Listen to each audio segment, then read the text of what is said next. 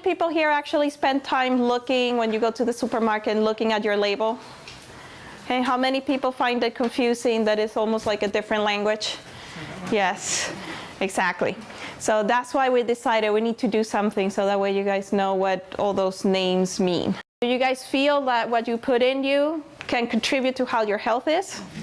Yes, right? So the first thing you have to know is what are you putting in you? And the best way to do that is by actually reading the labels. So the best way to know if what you're eating is good for you is by knowing what is in the packages that you buy, okay?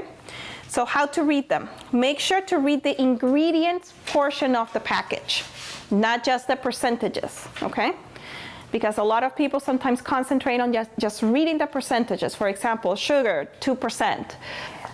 They are arranged by weight from greatest to the least amount. Okay, so if you have a package and the package, the first thing on the label, it says wheat, that means it has a lot of wheat in it.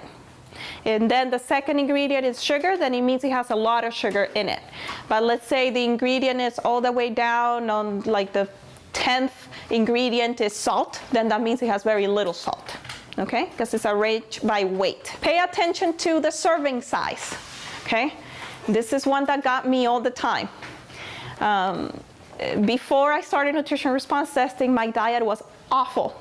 Okay, I love eating cookies and sweets and all that. I used to have ice cream for breakfast. I mean, it was really bad. Okay, so one thing, you know, as a massage therapist, I know that's not that great. So I would say, oh, this only has 10 grams of sugar, and I thought that was too low. Okay, and I said, oh, that's only 10 grams of sugar, I'm gonna eat this cookie, and I would start eating it.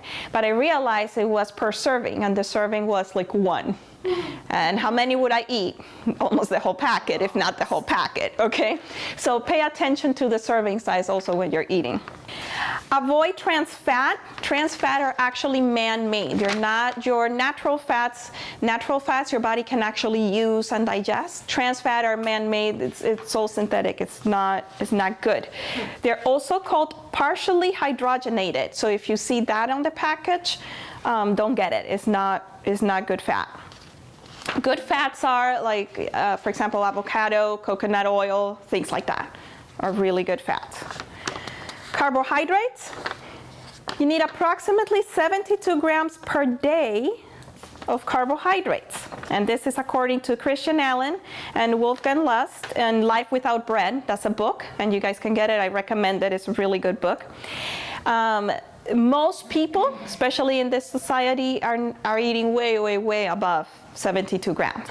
The vitamins and minerals, okay, so you know how in the packages you sometimes see a whole list of vitamins and minerals, right? Okay, so there are only 2 vitamins and minerals that are required to be listed. Most of the manufacturers like to put all of them, but there are only 2. It's vitamin A and vitamin C, and 2 minerals, calcium and iron. The problem with this is that most of them are synthetic. Okay, so if you have something synthetic versus something natural, which one do you think your body is going to recognize? Natural. The natural one. Okay, the synthetic one, your body is just going to eliminate it. Okay, and sometimes they might even have other stuff in it too that is not good. The different names for sugar. Okay, so alternative name for sugar. I'm not going to read all of them. I'm just going to tell you the most common ones. Corn sweetener. That's one that you see a lot. High fructose corn syrup, glucose, xylose, lactose, maltodextrin, okay, syrup, anything that's a syrup, that's a sugar, okay? Anything that ends in ose is a sugar, okay? So that you could actually be like, okay, I'm gonna read this, and if you see ose, you know automatically, even if you don't know what the first part is, automatically know that's a sugar, period. Avoid artificial sweeteners. These are really bad, okay? How bad are they? Really bad, okay? Really bad. Really bad, okay? The first one is aspartame. Okay, do you guys know what aspartame was used? Rat poison. Rat poison, exactly. So if it kills rats, you think it's gonna be very healthy to eat it? No, okay, it's actually not doing well for you. Avoid GMO products. So some of the GMO products that you can find, and you can actually read it on the label: corn, soy, wheat, and rice. I'm gonna give you some other tips. So when you go to the grocery store, shop at the perimeter of the store. In most grocery stores, because now they've changed that in some of them, most grocery stores, what you see in the perimeter is your meats, your vegetables, things that is not packaged. Avoid foods in cans and boxes, okay? If it's in a can, it's in the box, it means they have to add something that has been to preserve it. If it has a long name of a long list of ingredients, okay?